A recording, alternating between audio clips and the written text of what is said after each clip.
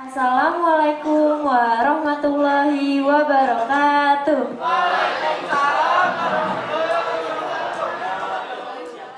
Selamat pagi dan salam sejahtera untuk kita semua. Yang terhormat Kepala Sekolah SMK Negeri 40 Jakarta, Bapak Dede Hidayat SPDMA, Kasubag Tata Usaha Bapak Mulyadi SPDMSI, Bapak Ibu Wakil Kepala Sekolah, Bapak Ibu Kakomli, Bapak Ibu Dewan Guru, dan Bapak narasumber kita, Bapak Dr. Heri Herdiawanto, serta teman-teman yang saya banggakan. Pada kesempatan yang berbahagia ini, izinkanlah saya mengajak Bapak, Ibu, dan peserta didik yang hadir untuk senantiasa bersyukur kepada Allah Subhanahu wa Ta'ala karena berkat karunia, kesehatan, keselamatan, dan nikmatnya semata pada pagi hari ini kita dapat berkumpul bersama-sama hadir di gedung Aula SMK Negeri 40 Jakarta untuk mengikuti pemaparan materi tentang wawasan kebangsaan yang dibawakan oleh narasumber kita, Bapak Dr. Heri Herdiawanto. Saya Manggar Prihapsari, selaku pembawa acara pada pagi hari ini. Izinkan saya untuk membacakan rangkaian kegiatan pada pagi hari ini. Pertama, pembukaan oleh MC. Kedua, menyanyikan lagu Indonesia Raya. Ketiga, pembacaan doa. Keempat, penyampaian materi oleh Bapak Dr. Heri Herdiawanto. Kelima, sesi tanya jawab. Keenam, menyanyikan lagu Bagimu Negeri. Dan yang terakhir, penutupan. Untuk memulai kegiatan pada pagi hari ini, mari kita bersama-sama mengucapkan basmalah. Bismillahirrahmanirrahim. Selanjutnya, menyanyikan lagu Indonesia Raya. Untuk para hadirin dimohon untuk berdiri.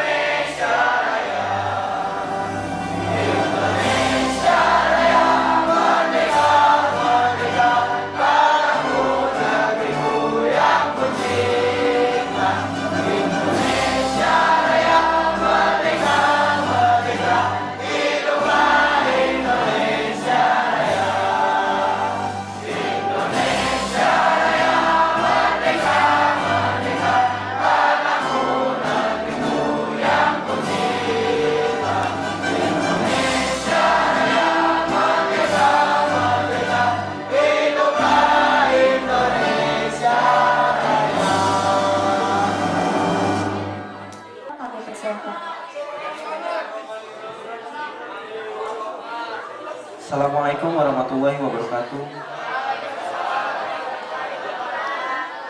Izinkanlah saya memimpin doa dengan cara Islam bagi yang non-muslim untuk mengikuti ajaran masing-masing. Bismillahirrahmanirrahim. Alhamdulillahirabbil alamin. Wassalatu wassalamu ala asrofil anbiya'i wal mursalin wa ala alihi wa sahbihi ajmain. Dosa para pahlawan bangsa yang telah gugur mendahulukan.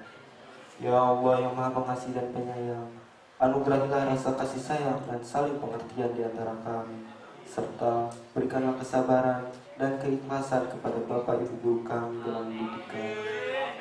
Ya Allah yang Maha Pemurah, berikanlah kami kesehatan, kecerdasan, serta petunjuk dan perlindungan-Mu dalam menuntut ilmu, sehingga kelak kami semua ilmu yang manfaat lagi berkah, serta selamatkanlah kami dari semua mara bahaya dan tipu daya. Ya Allah yang Maha Bijaksana, hanya kepadamu lah kami bergantung, dan hanya kepadamu lah kami memohon pertolongan. Rabbana atina fid dunya hasanah wa fil akhirati hasanah wa qina adzabannar. Subhanaka rabbil izzati amma yasifun Wassalamualaikum warahmatullahi wabarakatuh. Nama lengkap Bapak Dr. Heri Herdiawanto, SPD MSI. Tempat dan tanggal lahir Kuningan 14 Februari 1973. Riwayat pendidikan: 1. Lulus SDN 1 Haur Kuning pada tahun 1986. 2. Lulus SMPN SD 1 SMPN 1 Kadu Gede 1989. 3. ACC Travelers di Purworejo, Kedu, Jawa Tengah. 5. Universitas Negeri Jakarta, Fakultas Ilmu Sosial, jenjang S1 melalui jalur UMPTN. Angkatan 2004. 7. Doktor Ilmu Politik pada program Pasca Sarjana Universitas Indonesia, mengkaji demokrasi, takwa, dan promotor. Profesor Dr. DRA Palinasingka Subekti, MSI, dan co-promotor dengan Profesor Firman Nur, MA, atau Kepala Pusat Politik LIPI. RW Kelurahan Seura Indah, Ciputat, Tangerang Selatan. 6. Anggota Pembina Alumni TOF Kementerian Pertahanan Republik Indonesia. 7. Bakor Komwil Koramil Kodim Ciputat. Dan yang terakhir, Ketua Pengawas Yayasan Menara Islam Serua Indah Ciputat. Warahmatullahi wabarakatuh. Ya, yang betul waalaikumsalam. Ulang. Assalamualaikum warahmatullahi wabarakatuh. Mungkin ada yang masih ingat? Masih, alhamdulillah ya. Baik, mudah-mudahan pertemuan kita di rahmati Allah ya, dan kita semua mendapatkan manfaat dari pertemuan ini. Yang sama-sama kita hormati pimpinan sekolah, Bapak Ibu guru, 40. Tepuk tangan untuk kakak-kakak.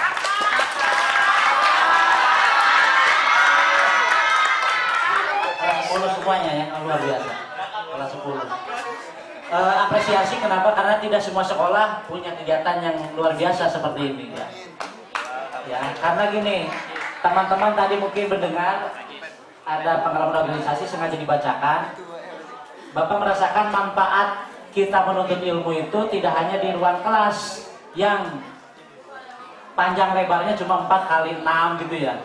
Tetapi kita juga bisa aktif di luar kegiatan non-akademik.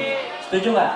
Setuju. Ya, apalagi sekarang luar biasa. Perkembangan dunia itu sangat dinamis, sangat cepat, dan penuh dengan ketidakpastian ya. Yang pernah Bapak mungkin sampaikan bahwa dunia ini sedang mengalami perubahan cepat. Ini sharing dengan teman-teman atau dengan adik-adik terkait wawasan kebangsaan. Salah satu aspek wawasan kebangsaan adalah bela negara. Nah, Bapak bilang punya pengalaman dilatih semi militer ya. Di mana itu? Kementerian Pertahanan. Ya. Ya, Kementerian Pertahanan. Jadi Bapak pernah dilatih di Kopassus Batu Jajar, Bandung. Ya, latihan lempar pisau. Nah, salah satu keunggulan Kopassus apa? Pisau kan. Jadi irit peluru ketika bertempur ya pakai pisau kan. Lalu di Kostrad pernah sama di sekolah polisi, Skopol ya. Juga di Cilodong, Jawa Barat. Ya latihan meluncur, latihan terjun, tapi terjunnya dari ketinggian bukan dari pesawat, belum berani. Ya, baik. Jadi Bapak alhamdulillah pernah mengikuti training of fasilitator. Sebagai fasilitator, karena sebagai dosen angkatan pertama di Kementerian Pertahanan. Ada pernah dengar nggak bela negara? Pernah. Sebutkan negara-negara yang punya kebijakan wajib militer. Jadi kalau Anda senang lihat artis-artis Korea mulus-mulus kan, tetapi dia harus siap terjun ketika usia dia sudah dewasa. Sanksinya kalau tidak ikut wajib militer apa? Di penjara. Iya, didenda. Iya. Jadi bela negara itu wajib bagi setiap warga negara. Kenapa Korea Selatan itu wajib militer? Karena dia punya musuh abadi Korea Utara. Dia dihadapkan pada perang kan tiap hari ya. Lalu negara China itu ada wajib militer. Singapura juga ada wajib militer. Ya. Nah di Indonesia itu wajib militer belum, tapi pernah dilakukan ya. Baik, next slide berikutnya. Nah ini latar belakangnya. Di belakang karena ada yang sedang ngobrol, bisa bantu Bapak. Nah, yang paling pakai masker paling pojok berdiri. Ya.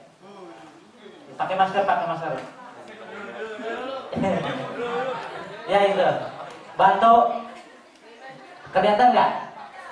Dibaca. Berdiri. Supaya tidak bosan ya. Latar belakang kondisi internal bangsa Indonesia dan dinamika eksternal dunia internasional atau global. Stop dulu.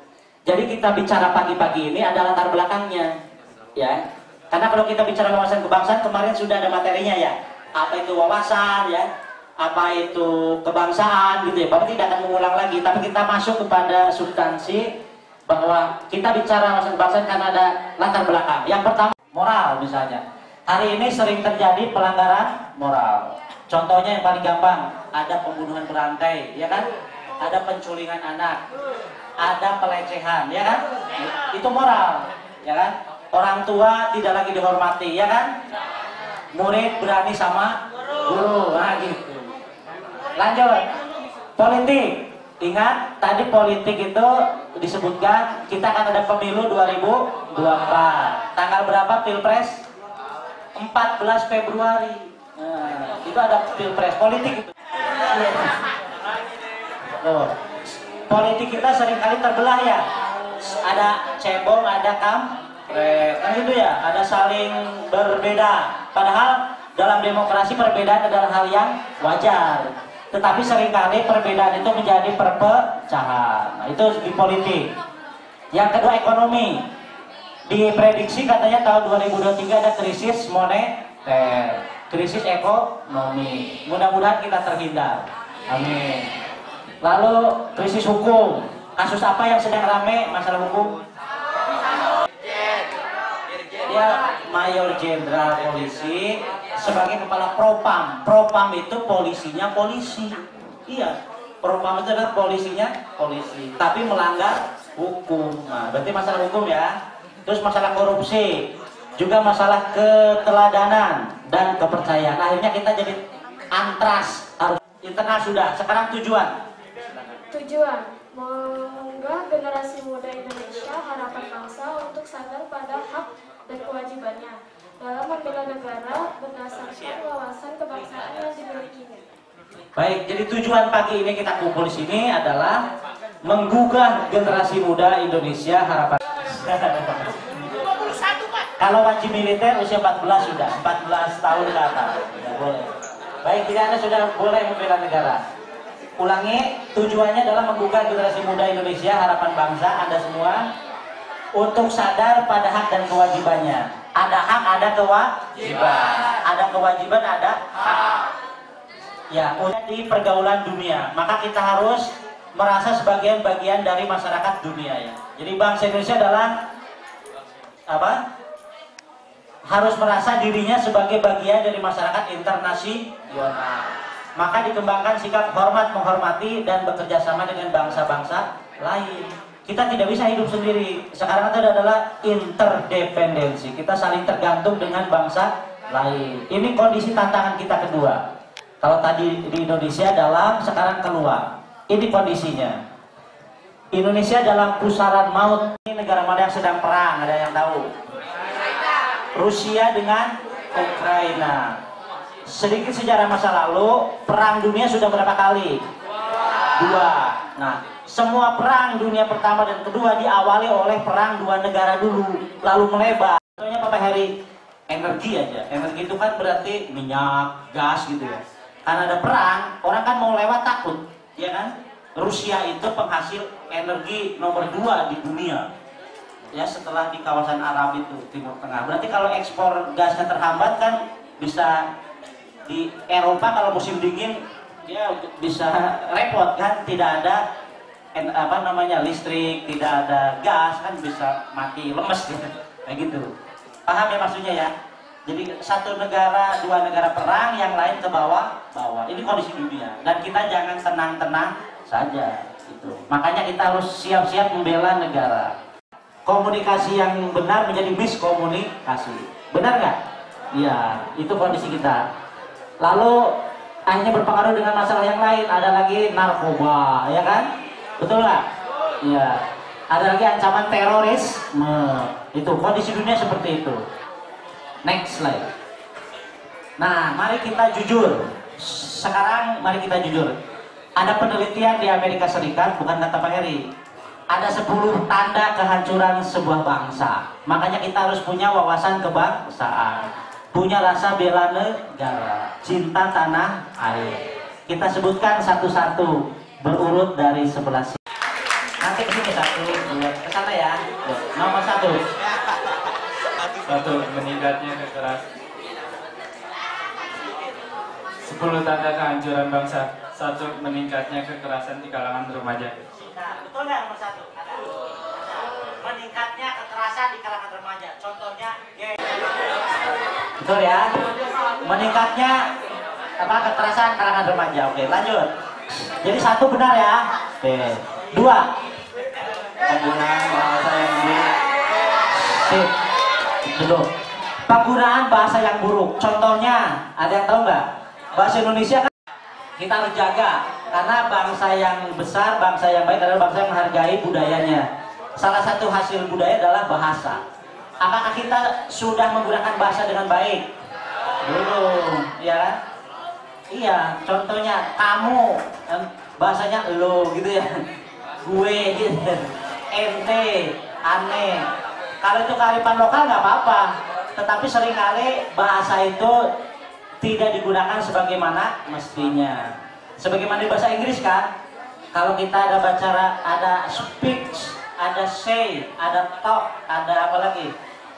Ya, beda-beda kan penggunaannya ya. Kalau yang formal speech, kalau yang tidak formal yang bisa mungkin talk gitu ya. Juga meningkatnya perilaku merusak diri seperti penggunaan narkoba, alkohol, dan seks bebas. Nah itu. Dulu, meningkatnya perilaku merusak diri seperti menggunakan narkoba, alkohol, dan seks bebas. Ada nggak di lingkungan kita? Banyak ya. Lanjut. Ya, ya. Pengaruh teman jauh lebih kuat daripada orang tua dan guru. Pengaruh teman jauh lebih kuat daripada ortu dan guru. Siapa yang bisa ngasih contoh-contohnya apa ya? Pengaruh teman. Contoh, guru mengarahkan Anda merosotnya perilaku mengarahkan sikapnya egoisme pribadi.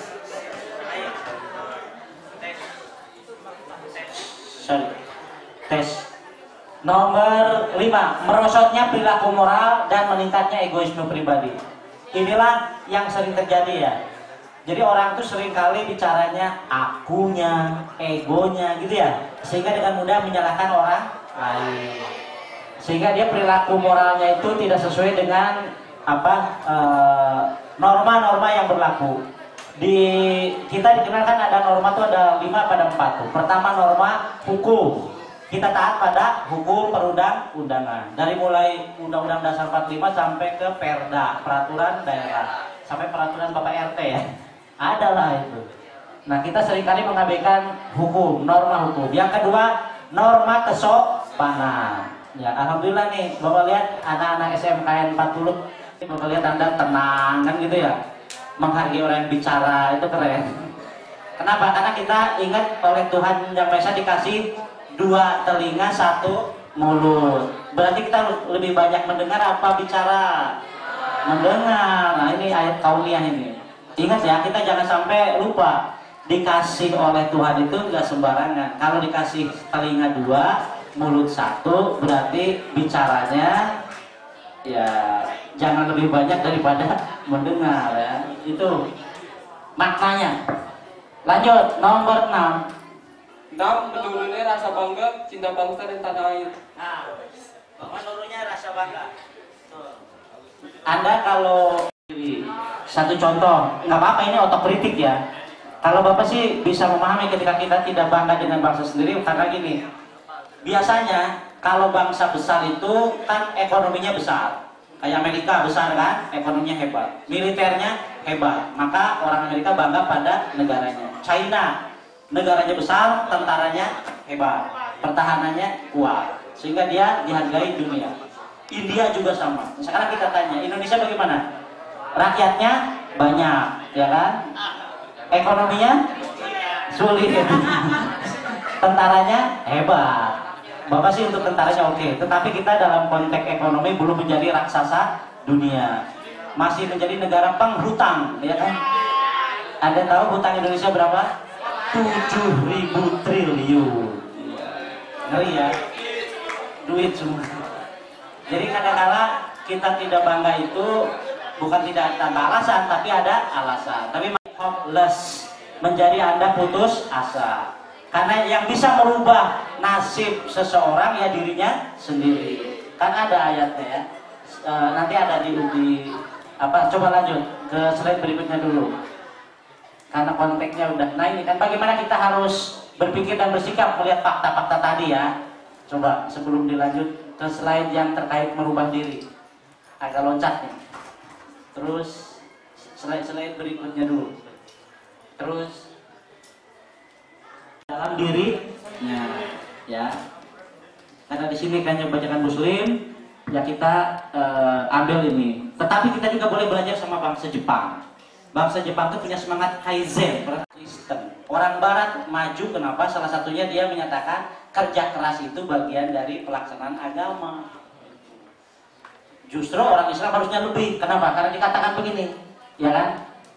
Jadi kalau kita hari ini lebih baik dari hari kemarin berarti beruntung. Kalau hari ini lebih jelek dari hari kemarin celaka. Iya, harus bedakan lah masa sama papanya. Hey bro, gitu. Kasih gue duit dong bro. Sama ibunya gitu juga, seenaknya aja. Ya, jadi kalau ada yang sukses di dunia dan di akhirat, hormatilah orang tua dan guru. Orang tua itu ada dua, orang tua akademik dan orang tua edukatif ya di sekolah, sama orang tua biologis di rumah. Anggaplah mereka tetap orang tua kita. Kalau kita hormat dan respect pada orang tua, insya Allah doa-doanya sangat mustajab. Betul? Ya. Kita doakan semoga anak di sini menjadi anak yang soleh, anak yang soleha. Amin. Sukses masa depannya. Amin. Ya. Lanjut nomor 8. Meningkatnya perilaku merusak kepentingan publik. Pilok, nah itu udah cakep-cakep, dinding dihias, diwarnai atau dicoret-coret, kan merusak pemandangan, ya kan? Lanjut, ketidakjujuran terjadi di mana-mana. Contohnya korupsi. Apa lagi? Berkembang nyontek, iya benar. Siapa tuh? Ya keren. Berkembangnya rasa saling curiga, membenci, memusuhi di antara sesama warga negara. Mari yang didukung oleh akhlak yang baik, karakter yang baik. Karena ini, bila harta hilang, sebetulnya tak ada yang hilang sama sekali. Bila kesehatan bangsa-bangsa lain, kita harus punya karakter hebat, gitu ya. Mana mungkin bangsanya hebat kalau warga negaranya tidak hebat. Sepakat nggak? Ya. Apa yang di mulut dan di hati tidak sama. Di hatinya ya, di mulutnya tidak. Di hatinya banyak yang hebat. Cuma kan media kita lebih viral kalau jelek ya. Kalau yang baik itu adalah jati diri kita dan menjadi karakter ketika jadi kebiasaan ya, yang terus-menerus dipertahankan dalam kehidupan sehari-hari. Next. Nah ini dia. Kalau kita bicara anak mulia sebetulnya clear ya, bahwa karakter yang baik itu tidak hanya menjadi milik umat Islam, tapi semua. Nah gitu. Karena ada dua ya, ada Kristen Protestan, ada Kristen Katolik. Itu saudara-saudara kita dalam konteks beragama dan dilindungi undang-undang dasar ya. Nah, semua agama pasti mensyaratkan dan mengharapkan manusia berakhlak mulia, juga penganutnya. Yang pertama jujur. Sifat jujur itu sifat yang luar biasa. Ya. Lalu berpandangan ke depan. memberi inspirasi, punya keahlian. Anda kan di SMK nih, Anda sudah punya modal loh dari sekolah yang lain. Anda punya keahlian, skill. Ke depan itu orang Indonesia tuh kalau ingin maju harus punya keahlian. Makanya Bapak ingin sharing sedikit, kita harus banyak elaborasi. Coba dibaca.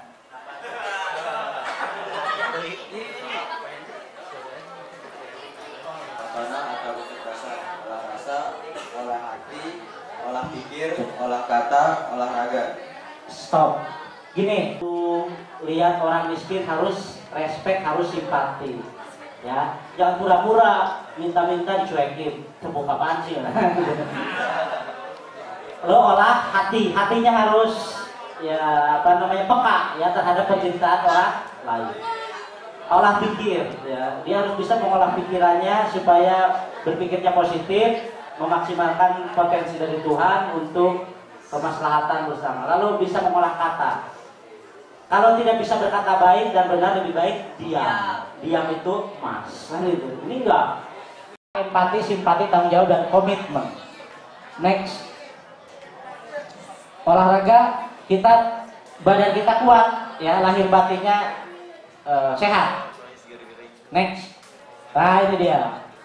Dengan kita punya kemampuan mengolah pikir, kita akan responsif, punya spontanitas, inisiatif, kreatif, inovatif, berpikir logis, analitik, sintetik, komprehensif, holistik, dan sistemik, gitu ya. Karena pikiran kita sudah biasa ditata, ya, dan menghadapi tantangan itu sudah kesulitan, tidak mudah global. Di samping mengembangkan potensi Anda juga punya kompetensi, dan Anda sudah benar memilih SMK.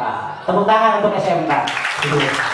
Baik, karena ke depan itu di samping kita ada persaingan juga ada kolaborasi. Kemampuan yang harus dimiliki oleh orang-orang hidup di abad 21-22 adalah kemampuan bekerja sama, bersinergi dan berkolaborasi. Karena Superman sudah meninggal, yang ada super team. Ingat, sekarang yang kolaborasi. Next. Nah, udah mau selesai ini. Ini lewat, ya. Ini apa sifat-sifat yang baik ya. Lanjut sebentar di sini. Jadi kenapa kita dalam konteks wawasan kebangsaan bela negara perlu berbekal karakter yang baik, pengalaman, percobaan, pengorbanan, pengaruh lingkungan menjadi nilai intrinsik yang melandasi sikap dan perilaku kita. Artinya apa? Contoh, ini yang barisan di depan 1, 2, 3, 4, 5, 6, 7, 14 orang. Bapak yakin 14 karakter, ya kan? Dan pasti Anda punya karakter sampai hari ini usia 17 tahun atau 16 tahun atau 18 tahun. Itu proses dari pendidikan di rumah, ya kan? Pendidikan di sekolah, pengalaman hidup, pengaruh lingkungan kan? Yang pasti satu sama lain berbeda-beda. Dan Bapak yakin Anda diajari oleh orang-orang baik, guru-guru yang baik, teman-teman yang baik. Sehingga sekarang menjadi orang baik itu bukan karena diri Anda, tetapi karena lingkungan yang pernah Anda alami sebelumnya. Karakter ya. Next. Nah, kembali pada topik awal, kita sebagai warga negara harus tahu, punya wawasan kebangsaan bahwa Indonesia terjadi hari ini itu bukan tiba-tiba, bukan serta-merta, tetapi berproses. Jadi para pemuda yang baik-baik itu yang punya karakter berkumpul, punya cinta tanah air, punya keinginan merdeka, mereka bergabung lewat organisasi. Karena perjuangan tanpa organisasi tidak mungkin tercapai. Ada namanya Yong Japa, Yong Ambon, Yong Borneo, Yong Sumatera, Yong Celebes dan lain-lain. Maka dia akhirnya bergabung mendeklarasikan Sumpah Pemuda. Dan anak muda itu pasti yang berbuat. Perubahan itu biasanya dilakukan oleh orang-orang muda. Kenapa? Kata Bung Karno, berikan kepadaku 1000 orang tua, aku cabut Semeru. Tapi berikan kepadaku 10 pemuda, aku goncang dunia. Semeru, Gunung Semeru. Tapi berikan kepadaku 10 anak muda, kita goncang dunia. Iya, jadi keren. Tepuk tangan untuk anak-anak muda. Warahmatullahi wabarakatuh. Saya dari Muhammad Fitriani dari kelas 10 MPLB. Izin bertanya. Saya mempunyai 2 pertanyaan. Yang pertama, Bagaimana caranya supaya bahasa Indonesia menerapkan wawasan kebangsaan dalam kehidupan sehari-hari? Dan yang kedua, bagaimana caranya kita mengetahui diri serta karakter kita sendiri? Terima kasih. Dalam pendidikan indoor dan outdoor. Jadi 3 bulan di kelas, 3 bulan di lapangan, latihan survival, menembak, bela negara, strategi gitu ya, aktivitas-aktivitas untuk kepentingan membela negara, bahkan sampai ke pertempuran gitu ya. Lalu yang perempuan dilatih tentang P3K, lain-lain gitu ya. Nah di Indonesia itu barangkali supaya tadi implementatif tidak hanya teori, tapi juga sesekali itu ya. Jadi di institusi pendidikan sudah ada ya, penanya pertama itu yang konkret. Lalu dalam pergaulan sehari-hari apa Pak? Berbahasa yang benar, yang baik gitu ya, menggunakan bahasa Indonesia. Kan banyak bahasa yang kita juga nggak ngerti ya. Coba apa diantaranya? Bahasa yang sudah gaul tetapi agak kurang pas ya. Perkenalkan, nama saya Amanda Ahmad dari kelas 10 pemasaran. Pertanyaannya, upaya apa yang dilakukan generasi muda untuk memelihara serta menjaga wawasan kebangsaan? Terima kasih. Jadi kita harus punya prinsip terbuka, itu dulu ya. Yang kedua adalah spirit kita adalah menyadari betul bahwa bangsa kita ini Bhinneka Tunggal Ika. Seringkali mohon maaf ya, kita terbuka saja. Ada saudara-saudara kita yang merasa paling berhak terhadap negara ini sehingga mengabaikan yang lain. Padahal bangsa ini harusnya yang berbeda suku, berbeda agama, berbeda ras, dan berbeda golongan. Maka sistem demokrasi harus dipertahankan. Kalau kita ingin mempraktekkan wawasan kebangsaan kita ini dalam bentuk yang real ya. Lalu yang berikutnya adalah kita harus tahu dan sadar hak dan kewajiban kita. Kita jangan selalu nuntut hak tapi melupakan kewajiban ya. Kewajiban kita laksanakan baru menuntut hak. Jangan dibalik ya. Hak terus, kewajibannya belakangan. Ya, itu dia. Jadi Anda terus literasi, membuka diri, terus belajar ya. Akhirnya Anda menjadi orang yang bijak ya terhadap kondisi objek. Lepi. Kemarin udah Saya Leni dari SPDK 2. Saya ingin bertanya, kenapa masih sedikitnya atau kurangnya rakyat Indonesia yang berwawasan tentang negaranya sendiri atau Indonesia? Terima kasih. Pertanyaan ini, mengapa masih ada masyarakat ataupun mungkin individu warga negara kita yang mungkin tidak sadar ya, tidak tahu tentang wawasan kebangsaan gitu. Yang pertama itu faktor pendidikan ya. Terus lalu ingat ucapan Bung Karno, jas merah, jangan lupakan sejarah. Kita seringkali contoh, kalau di Timur Tengah, ada yang tahu Timur Tengah negaranya mana saja? Ya, Timur Tengah sekitar itu ya, kawasan Arab ya, di sana. Di sana itu berbagai bangsa pecah menjadi beberapa negara kan? Satu negara. Kan keren ya? Betul nggak? Nah itu. Ini satu hal yang menjadi entitas dan identitas bangsa kita. Itu satu. Jadi kita jangan lupa sejarah. Menyanyikan lagu Bagimu Negeri. Hadirin dimohon untuk berdiri.